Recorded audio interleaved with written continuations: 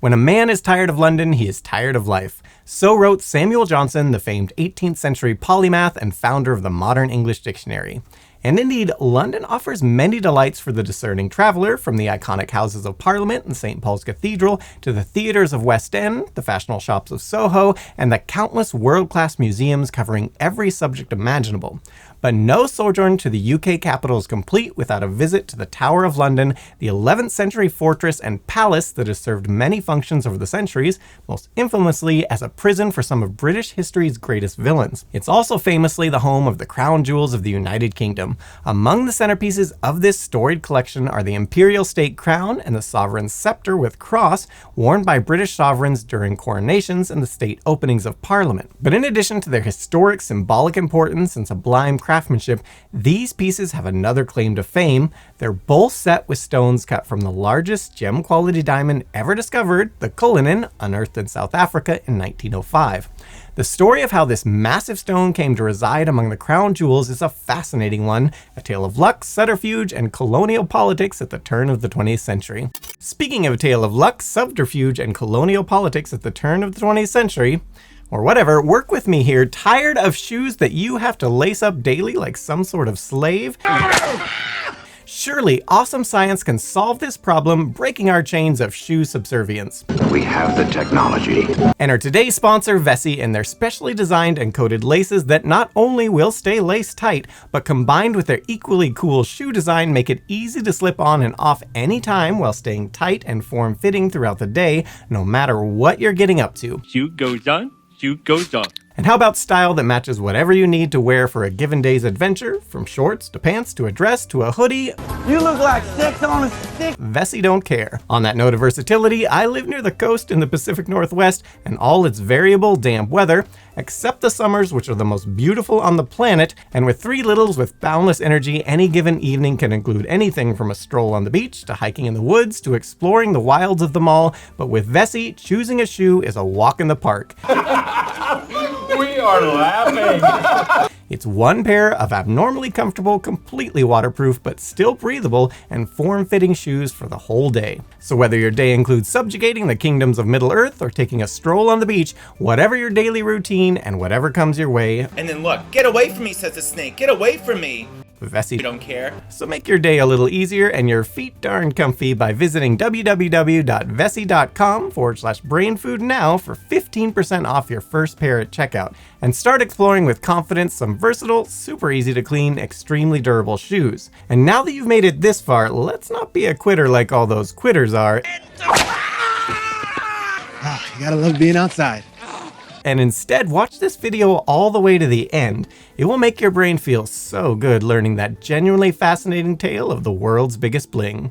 Our tale begins around 1.8 billion years ago during the mid-Proterozoic era, known informally by geologists as the Boring Billion. This period saw relatively little geological and biological activity on Earth.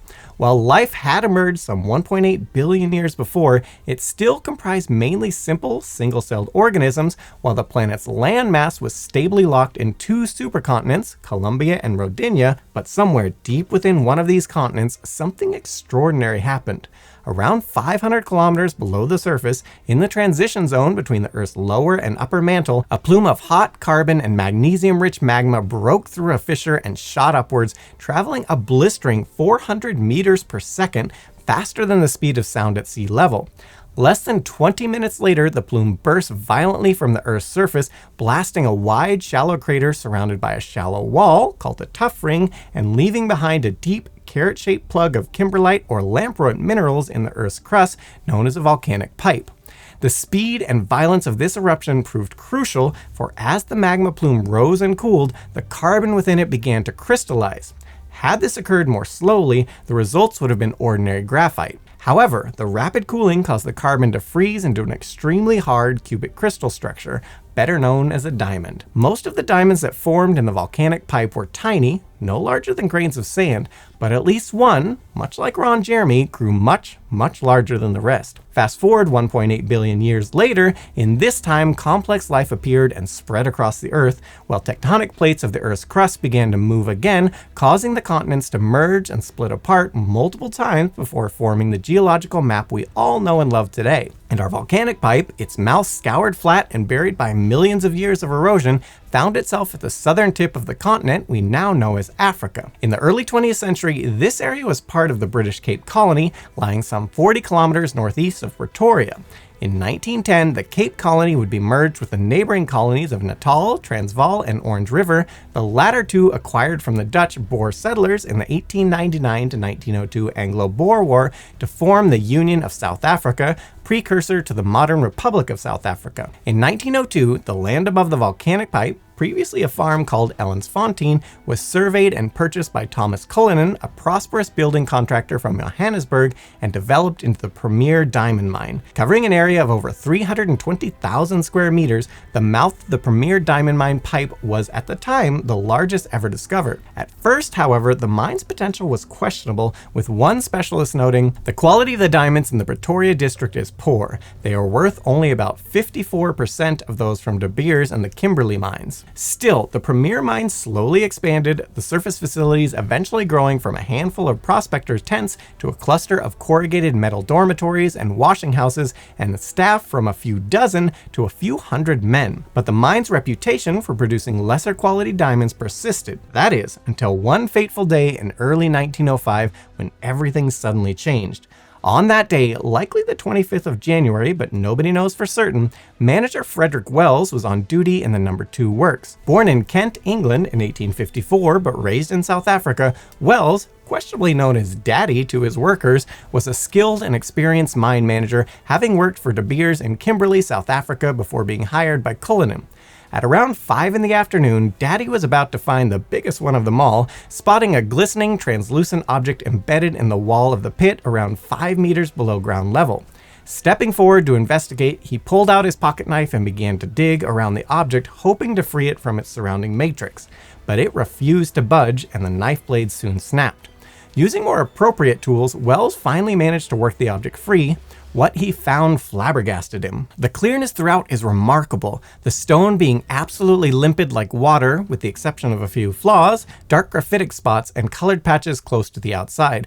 There are 4 cleavage planes of great smoothness and regularity. But far more impressive than its clarity was the stone's sheer size, the diamond measuring 10 by 6 by 5 centimeters and weighing in at an astounding 3,106 carats or 621 grams. What was more, 4 of its 8 faces were flat, indicating that it had once been part of an even larger stone which had been broken up by geological forces.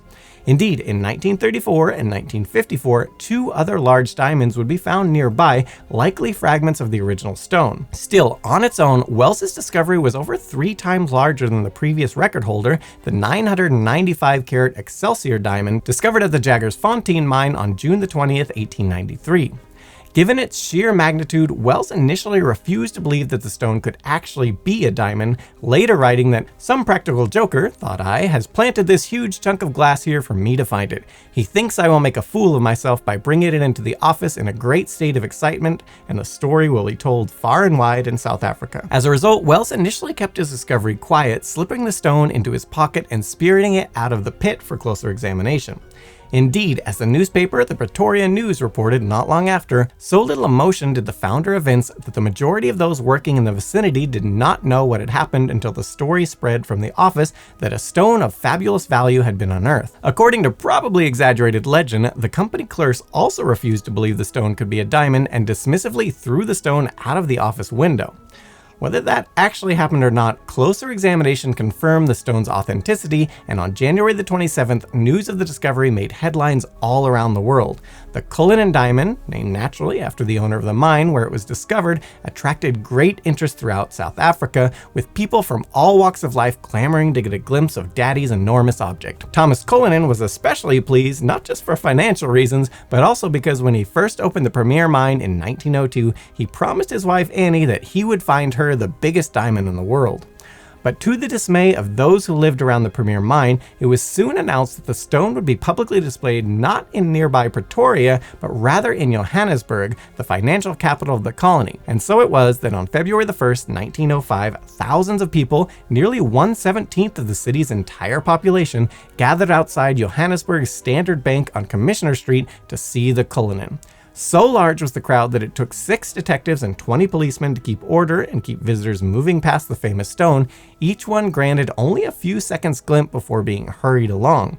It's estimated that some 9,000 people saw the Cullinan diamond that day, though due to the stone's rough, unpolished appearance, many were inevitably underwhelmed, with the Rand Daily Mail writing that, "And after all that rush and crush, what could be seen? Simply a block of something which seemed like camphor reposing under a glass case. One man called it washing soda." And of course, no story of a giant diamond would be complete without talk of an evil curse. Many of the world's most famous gemstones, like the Hope and Koh-i-Noor diamonds, come with the attached legends of their various owners and their families suffering mysterious misfortunes, and the Cullinan diamond is no different because we humans are stupid. According to Emma Van Heerden, Frederick Wells's youngest granddaughter, the diamond was originally spotted by a black mine worker who is the one who actually pointed out his discovery to Wells, rather than Wells just happening upon it as in his version of the tale. Which, at least, that part seems more likely. But whatever the case, supposedly the worker told Wells, "But if you take that stone, you'll be very sorry. It will bring you bad luck. Better leave it until tomorrow and let someone else find it." "But I'm not having the stone for myself," answered Wells. "I'm going to hand it over to the general manager." Wells then proceeded to do just that, handing the stone over to Thomas Cullinan, who in turn gave him a £2,000 bonus, the equivalent of nearly £311,000 or $398,000 today. However, that same night, Wells's house supposedly burned to the ground. As Emma Van Heerden recounted in 2015, the fire started when the family was sleeping. They managed to escape, but their belongings were gone, and all my granddad was left with was the £2,000, which is clearly a lie because there is no mention of him being naked in the direct aftermath, so just saying, must have had at least one set of clothes too, along with being left with one of the most valuable things of all, a life lesson on the wisdom of not putting all your eggs in one basket. Get your story straight, Emma. On that note, as with all such stories, there are certain inconsistencies. Getting back to our main story, once the initial excitement over the Cullinan diamond died down, Thomas Cullinan found himself facing an unexpected problem: actually finding a buyer for the stone. As experience with the previous record holder, the Excelsior diamond, had shown, no single buyer could be convinced to invest in a single stone of such tremendous size, having themselves clearly at one point learned the valuable lesson of not putting all your eggs in one basket. Indeed, after more than a decade of fruitlessly trying to sell the Excelsior, in 1903, the owners of the Jagersfontein mine finally decided to have it cut into 11 large and 11 smaller gems and sold off piecemeal. Even at the time, this decision was widely seen as a mistake and a historical tragedy, one which Cullinan and the premier mine were keen not to repeat. But the question remained, who would possibly want to buy such an enormous stone outright? A potential solution arrived from an unexpected source. On February the 3rd, 1905, 2 days after the Cullinan diamond was exhibited in Johannesburg, an anonymous editorial appeared in the Transvaal Leader suggesting that it seems to us that if an individual cannot buy it, an empire might, and better still, the people of an empire themselves, so it can become one of the crown jewels forever. That same day, the Rand Daily Mail published a letter from James Hay, a former president of the local Chamber of Mines, who pointed out that due to government subsidies, taxpayers of the Transvaal region own 60% of the Cullinan diamond.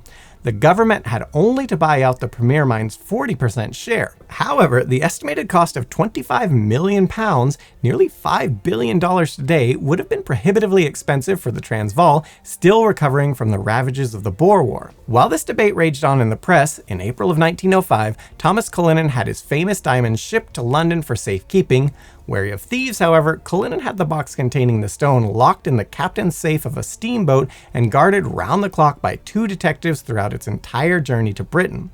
Only, as is surprisingly common with shipping such valuable objects, that was just a diversion. The real stone, insured for £500,000, was actually sent to London via ordinary registered post. This is not too dissimilar to when Harry Winston in 1958 donated the famous Hope diamond, currently valued at around $350 million, to the Smithsonian and simply popped it in an ordinary box and mailed it to them via the United States Postal Service as one would any other package. Going back to the Cullinan diamond, upon arrival in London, the stone was immediately whisked into the vault of S. Newman & Company, the Premier Mine Company's sales agent. There it remained for the next 2 years, save for one occasion when then King Edward VII, wishing to see the stone himself, had it sent to Buckingham Palace.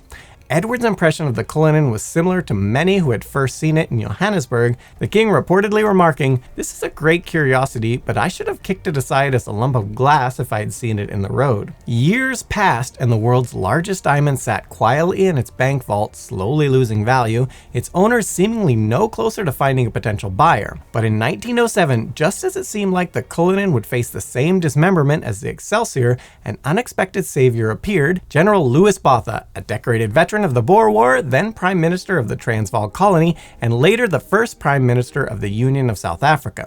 Having previously fought to have South Africa become a British dominion, Botha supported James Hay's original plan, proposing that the Transvaal government buy out the Premier Mine's 40% stake outright, the remaining 60% being counted against the government's tax on diamond sales and written off. The diamond would then be given to the king as a gift.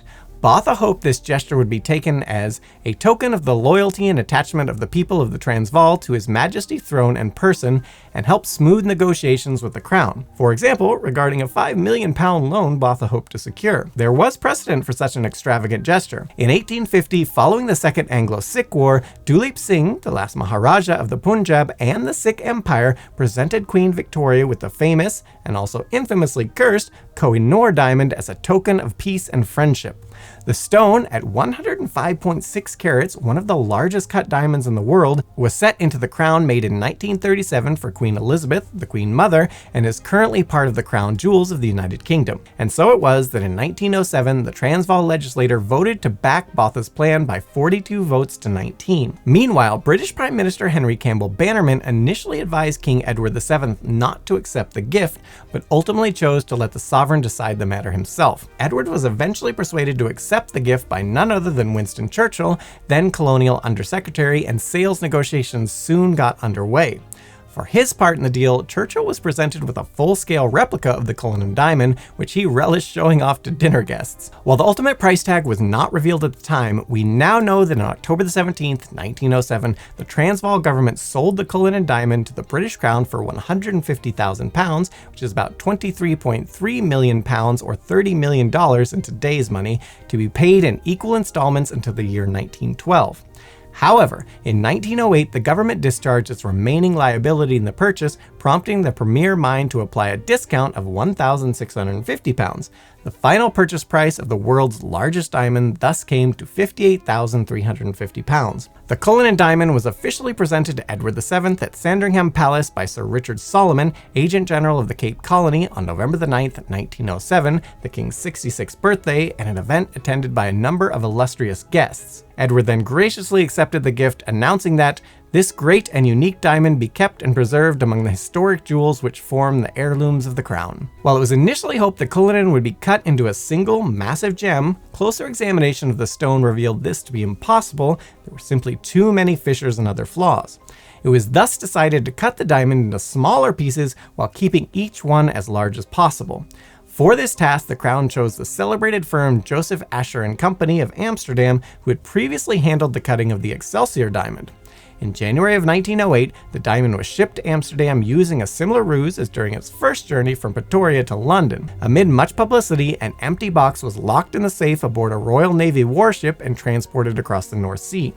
Meanwhile, on January the 28th, Abraham Asher, brother of Joseph, collected the diamond from the Colonial office in London, slipped it into his coat pocket, and returned to the Netherlands by train and ferry. After weeks of careful examination and planning, on February the 10th, Joseph Asher and his assistants began the delicate cutting process, carefully cutting a V-shaped groove into one side of the stone. Then, likely feeling the weight of the world pressing down on him, he inserted a hardened steel chisel into the groove, precisely aligned it, and struck it sharply with a metal rod. The result was a loud crack, but the stone was unchanged. It was the chisel that had shattered. After presumably fetching a change of pants, Asher found another chisel and tried again. This time the diamond split cleanly into 3 parts. 4 days later, Asher set to work on the largest fragment. Using a special 2-handled blade held steady by his assistants, he split this fragment cleanly in one blow.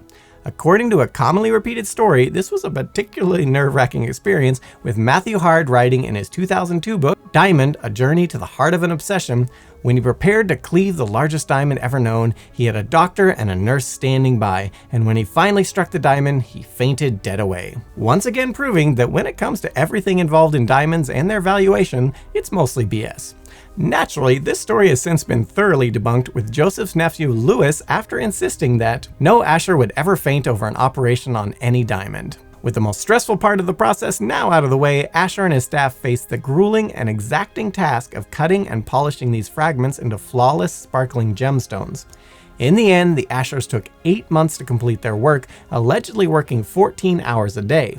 Finally, in late 1908, they emerged with 9 major cut stones. The 2 largest were presented to Queen Mary, wife of Edward VII's successor, George V, by Herbert Gladstone, High Commissioner for South Africa, on June 28, 1910, while the rest were kept by the Ashers as payment for their cutting and polishing services and sold privately. Though all of these were sold to the British royal family, who had them mounted in various pieces of jewelry by the firms of Garrards and Carringtons. The 9 major stones are in descending order of weight: the Cullinan 1, aka the Great Star of Africa, a pear-cut stone weighing 530.2 carats.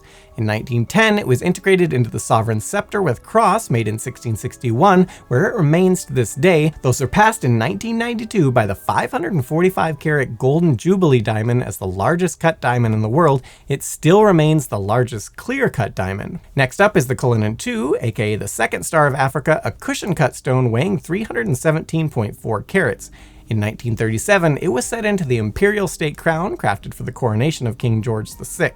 After this, we have the Cullinan 3, aka the Lesser Star of Africa, a pear-cut stone weighing 94.4 carats. Like all but the first 2 Cullinan stone, Cullinan 3 and Cullinan 4 were sold privately, in this case to Queen Mary, who had them set into the crown she bought for her coronation in 1910. Queen Elizabeth II, crowned in 1953, also later often wore the Cullinan 3 and Cullinan 4 as brooches, because sure, why not? Moving on from there, we have the Cullinan 4, a square-cut stone weighing 63.6 carats. Originally set into the base of the Queen Mary's crown, Cullinan 4, along with Cullinan 3, was later replaced by a glass replica, with the originals, as previously mentioned, often being worn as brooches by Queen Elizabeth II. Later, the Cullinan 4 was returned to Queen Mary's crown for use by Camilla Parker Bowles, consort to King Charles III, during the pair's coronation in May of 2023. And rapid firing from here, the Cullinan 5 is a heart-shaped stone weighing 18.8 carats, originally set into a platinum brooch for Queen Mary to wear during the 1911 Delhi Durbar, a celebration to honor the ascension of the Emperor or Empress of India. Cullinan 5 was later mounted to Queen Mary's crown for the coronation of King Charles III and Queen Camilla. The Cullinan 6, a marquise or pointed ellipse cut stone weighing 11.5 carats, together with the Cullinan 8, it was set into the brooch purchased by Queen Mary for the 1911 Delhi Durbar. The Cullinan 7, a marquise cut stone weighing 8.8 carats, which was originally purchased by King Edward VII for his wife and consort Queen Alexandra, and set into a type of crown called a circlet. Following Edward's death in 1910, Alexandra gave the stone to who else but Queen Mary, who had it mounted in a diamond and emerald necklace for the 1911 Delhi Durbar. The Cullinan 8, an oblong cut diamond weighing 6.8 carats, was purchased by Queen Mary and mounted in a brooch with the Cullinan 6 for use in the Delhi Durbar, which at this point we're just going to say his real purpose was to showcase all this bling. And finally, the Cullinan 9, a pear-cut gem weighing 4.4 carats, mounted in a platinum ring for who else but Queen Mary. In addition to the 9 main stones, Asher and his assistants produced 96 smaller brilliant cut stones, as well as 10 carats of unpolished fragments known as the loose ends. Keen to prevent any third party from owning these stones, in October of 1909, Prime Minister Botha sent coded telegrams to the South African Agent General in London authorizing him to purchase the loose ends. A price of £38,000 was eventually negotiated, and in October of 1910, the fragments were shipped to Pretoria and placed in the collection of the Transvaal Museum. They were later transferred to the National Geoscience Museum, where they remain to this day, though not on public display. They are today the only part of the Cullinan diamond to reside outside of the United Kingdom. Meanwhile, the minor brilliants cut from the Cullinan were sold to the government of the newly formed Union of South Africa, which then distributed them amongst various individuals, including Queen Mary, Jacob Romjan, founder of the first Diamond Trade Union, diamonds merchants Arthur and Alexander Levy, who supervised the cutting of the Cullinan, and finally South African Prime Minister Louis Botha, who presented one to his daughter on her 17th birthday. Several of these stones were also set by by Mary into a long platinum chain, which was later inherited by Queen Elizabeth II. However, Elizabeth never wore this piece in public, pragmatically explaining that, to quote, "it gets in the soup." And I mean, who hasn't been there? But while the Cullinan diamonds have become a celebrated and beloved fixture of British royal pageantry, like all products of the British Empire, they have also attracted considerable controversy, with many in recent years calling for the stones returned to South Africa. According to activist Thandaksolo Sabelo, the Cullinan diamond must be returned to South Africa with immediate effect. The minerals of our country and other countries continue to benefit Britain at the expense of our people. Evaristo Benyera, professor of African politics at the University of South Africa, further elaborates that our narrative is that the whole Transvaal and Union of South Africa governments and the concomitant mining syndicates were illegal. Receiving a stolen diamond does not exonerate the receiver. The Great Star is a blood diamond. The private mining company, the Transvaal government, and the British Empire were part of a larger network of coloniality. But while as of this recording, more than 6,000 people have signed a petition calling for the stones returned to the country of origin, as in the case of other allegedly stolen colonial treasures like the Elgin marbles and Benin bronzes, no formal talks have yet begun. But in any event, the premier mine that birthed history's greatest diamonds still exists today, having been renamed the Cullinan mine in 2003 in honor of its founder. Though nothing on the scale of the Cullinan has yet been found, the mine has continued to be extraordinarily productive. Indeed, the massive pit, now some 400 meters deep and nearly a kilometer across, has yielded over 750 stones over 100 carats in weight and a full quarter of the world's diamonds over 400 carats, including the Niarchos and Golden Jubilee diamonds. It's also the world's leading source of blue diamonds, which get their distinctive hue from traces of boron in their kimberlite host matrix. That said, critics of the mine today rightly point out that as the miners continue to greedily bore ever deeper into the ancient volcanic pipe, they are risking at some point unleashing a Balrog of Morgoth as the ancient dwarves of Britain once did.